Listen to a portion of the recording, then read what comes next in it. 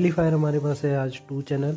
इसमें प्रॉब्लम है कि इसमें ना तो कोई लाइट आ रही है, ये देखिए, और ना ही इसमें कोई आवाज़ आ रही है। हमने कनेक्शन भी कर रखे हैं।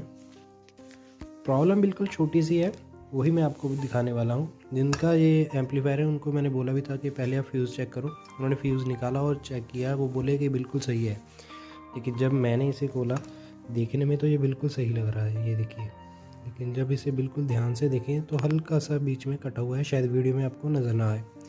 इस सिचुएशन में आपको करना क्या है, अगर आपके पास कोई स्पेयर फ्यूज़ पड़ा है तो आपको पहले लगा के खुद से चेक करना है। ये देखिए लाइट आ चुकी है।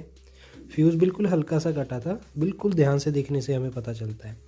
ये छोटी सी प्रॉब्लम आपके काफ़ी पैसे बचा सकती है। अगर आप रिपेयरिंग वाले के पास लेके जाते तो शायद आपके थोड़े से पैसे ज़्यादा लग जाते, लेकिन आप इसे घर पे ही चेक कर सकते हैं। तो इस तरीके से आप अपने पैसे बचा सकते हैं।